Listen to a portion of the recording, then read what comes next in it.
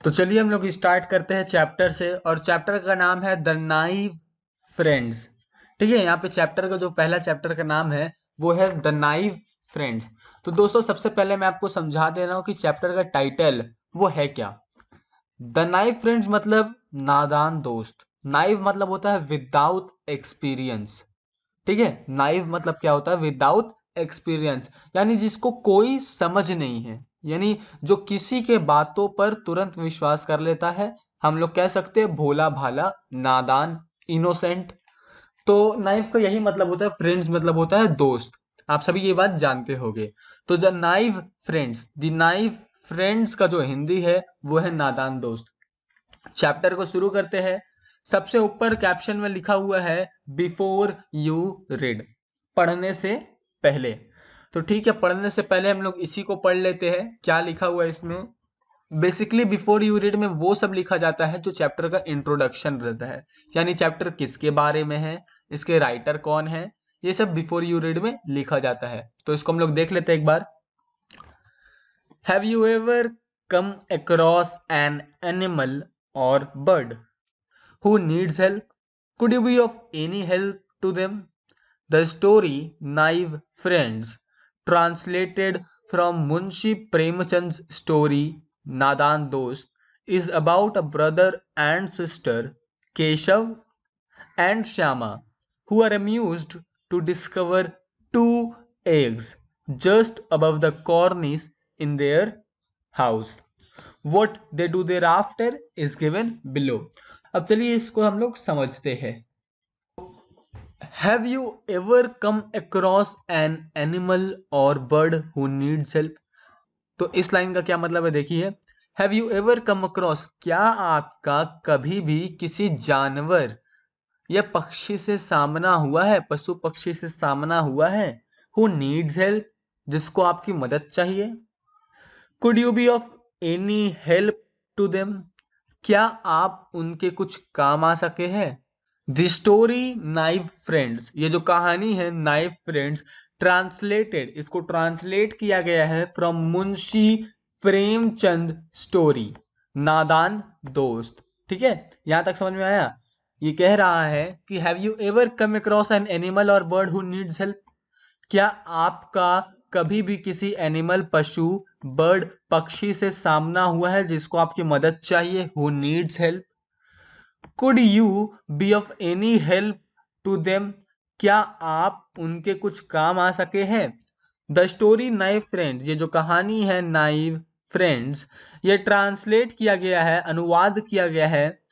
मुंशी प्रेमचंद कौन है आप सभी जानते होंगे, हिंदी के ये सुप्रसिद्ध लेखक है, और इनकी ही एक स्टोरी, इनकी एक द्वारा लिखित एक कहानी नादान दोस्त। ठीक है, स्टोरी का क्या नाम है, नादान दोस्त। नादान दोस्त से यही नाइव फ्रेंड्स ट्रांसलेट किया गया। ओके, इतना तक समझ में आया। आगे बढ़ते हैं। Is about a brother and sister, जो कि एक भाई बहन के बारे में है। Is about a brother and sister, जो कि एक भाई बहन के बारे में है। भाई बहन का क्या नाम है, उनका नाम है केशव एंड श्यामा, जो कि एक भाई बहन के बारे में है, और उनका नाम है Keshav and Shyama. Who are amused to discover two eggs just above the cornice in their house. Okay, जो कि बहुत ही खुश है दो ठो अंडे को खोजकर, और वो अंडा कहाँ है, जस्ट अबव द कॉर्निस। कॉर्निस मतलब होता है छज्जा। ठीक है, just above the cornice in their house, जो कि छज्जे के ठीक ऊपर है। What they do their after, उसके बाद वे क्या करते हैं, इज गिवन बिलो, वो नीचे दिया गया है। यानी कहानी में अब हम लोग पढ़ेंगे कि उसके बाद वो लोग क्या करते हैं। तो बच्चों बिफोर यू रीड के बाद अब हम लोग आते हैं अबाउट दी ऑथर में, यानी लेखक के बारे में। हम लोग बिफोर यू रीड में पढ़ चुके हैं कि मुंशी प्रेमचंद जी ने हिंदी में कहानी लिखा नादान दोस्त, और उसी का ये इंग्लिश वर्जन है द नाइव फ्रेंड्स। ओके, तो इसके लेखक कौन है, मुंशी प्रेमचंद जी हुए। तो अब हम लोग देखते हैं उनके बारे में। यहाँ पर आपके बुक में कुछ इस तरह से दिखाया गया है, हम लोग अब इसको समझते हैं।